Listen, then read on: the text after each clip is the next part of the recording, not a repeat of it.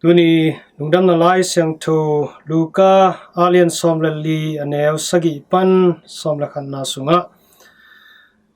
Topa Jesu liansakte khempeuh niamkhiatna thuak dinga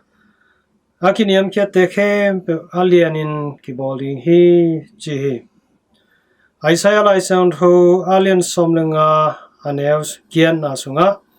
Pasian zia le mihingte'n zia kibawl lohna thu hi bangin honggen hi Pahiam chi le keima ngaihsutnate nomau ngaihsutna bang hilo keima paizia te nomau paizia bang hilo hi chi utena teo Pasian pen asana muna ahi manin asangin muhi mihingte'n hi le niamna muna hi manin imu na zong niamkha hi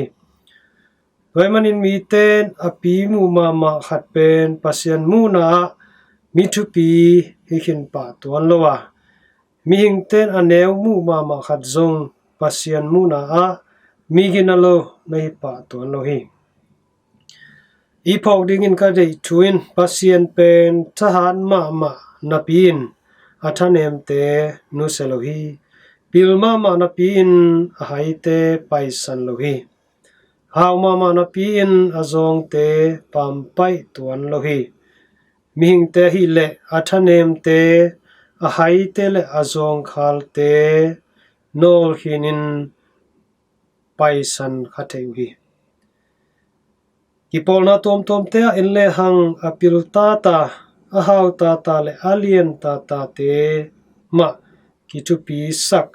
kimai biakin kilung kimsakhi aizong in Pasian na hi le hai tata azong tata la chingtak lo aginalo tata peu thupi sakin zang nuam se hi tuamin koren masa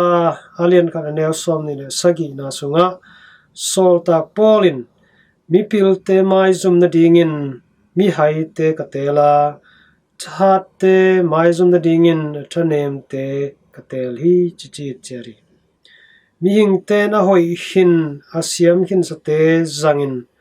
Pasian in hi le hoi nai lo te hoi dingin zangin lam to lam sang hi lam khat panin chilayang Pasian in ama wang den akilat na dingin kiniamkhian mi te lam to in asana muna koi hi Laisiangtho sunga in le hang nau pangno David atu chinna gam lakpanin samin Philistia gal kapmang Goliath atha sakite kumpi to khomtunga natu sakhi mihingte'n muna nau pangno khat ahi lel hangin Pasianin ama samin Israel mi te kumpi dingin nazanghi toma bangin phang na nasetaka ve Syria gal kapmang na manpha sala akikai nume no azi na asep sak nume no khat hangin kamsang Eliza to Elisha to kimuthein damna nga hi togal kamang pa geya min leza anei tampi tak khama dinghi hi zongin Pasianin tua sila nume no nu mun pese se hi Topa Jesu mamin zong van tungam tu again changin nalian pipi te to gen te seloin mihingte'n muna thupi hilo ahi ankam tang chi pe silngo chi pe to na gen te hi Topa'n Pasian van zat te mama in le hang zong thupi lo aneu no pe zang se hi santui pi phelni akiswa te dingin Moses chiang khut na zangi Israel mi te mara muna tui kha tuakua akhum ki te na dingin chiang kang khat tui sunga lonin tui lim swaki sakhi Jericho kul pia ki chip na ding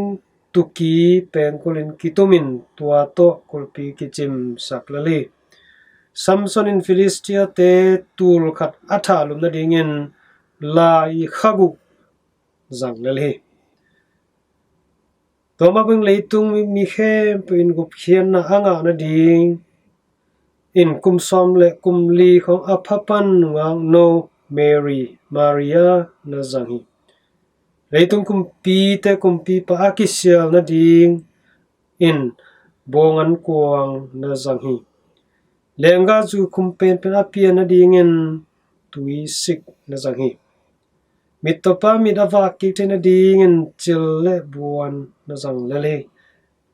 pol pilu tang ding ahi pita amona parak ki khel ki ringin ak lui na zangi gamlu te nau te o mi te muhna panin thupi isak kholo hangin topa muhna a thupi mama na ai zong a thupi mama mi thule la tampi naum hi to hiau te nau te Pasian pen aneu te liansak athanem te that sak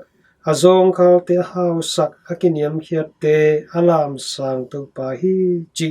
pok ton tung ni mihingte'n muhna aneu pen athanem pen le azong khal pen hi thei kama di te ai zongin lung ke ton kei-in Topa'n to bang mi te ma thupa penuam se hi to bang mi te ma lam sang nuam hi leitunga hau-in lianin na ha thangin kiphat sakpi pe ma kei-in liansakte khempeuh niamkhiatna thuak dinga kiniamkhiatte khempeuh lianin kibawl dinghi Topa'n dinghi back pi tunga Topa'n thupa hau pata hen